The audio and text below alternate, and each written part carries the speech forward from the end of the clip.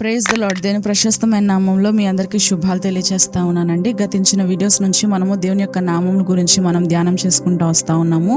గతించిన వీడియోలో మనము ఏల్ ఒలాం అనే యొక్క దేవుని యొక్క నామం గురించి, నిత్యుడైనటువంటి దేవుని యొక్క నామం గురించి మనం ధ్యానం చేసాం.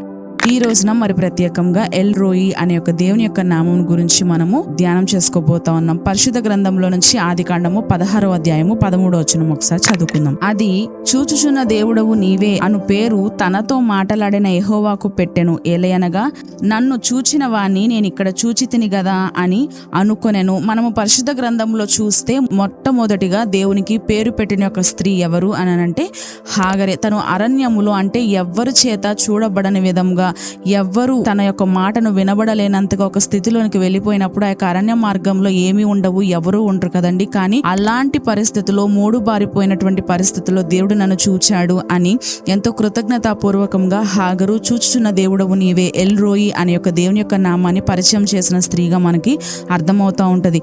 అయితే చదువుతున్నప్పుడు మనం ఎప్పుడైనా సరే మన యొక్క జీవితంలో ఎల్ రోయి అనే యొక్క దేవుని యొక్క నామం అంటే మనుషులకు కనబడకుండా, ఎవరికి వినబడకుండా, ఎవరికి తెలియకుండా ఒక గదిలోకి వెళ్ళి కష్టకాలంలో మనము కన్నీరు కార్చినా సరే ఆ యొక్క కన్నీటిని దేవుడు చూచేటువంటి దేవుడు. మీరు అనుకుంటూ ఉండొచ్చు ఎల్ రోయి అనే యొక్క దేవుని యొక్క నామము కేవలం చూడడం మాత్రమేనా అని. కాదండి.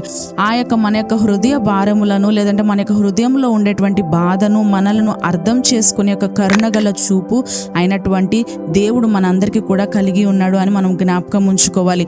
అయితే ఎంతమంది అయితే ఒక షార్ట్ వీడియోని చూస్తూ ఉన్నారో మనుషుల చేత తృణీకరింపబడి, లేదు అని అంటే సమాజంలో కావచ్చు, కుటుంబంలో కావచ్చు, ఎటువంటి ఆదరణ లేక, ఎటువంటి యొక్క మనశ్శాంతి, ఎటువంటి యొక్క తాకుదల ఏమీ లేకుండా ఉండినట్లయితే దేవుడు ఈ రోజున వాగ్దానం చేస్తూ ఉన్నాడు. నేను చూసేటువంటి దేవుడను, నీ యొక్క పరిస్థితి, నీ యొక్క స్థితిగతి, నీది ప్రతి ఒక్కటి నేను చూస్తున్న దేవుడను.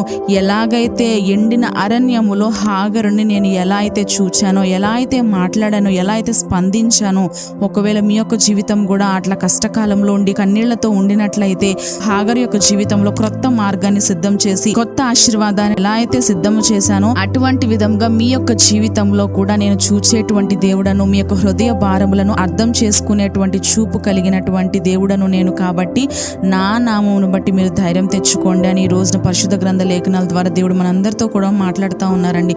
విత్తబడిన ఈ యొక్క వాక్యము నూరంతలుగా మనందరి జీవితంలో ఫలింప దయచేయునుగాక. ఆమేన్.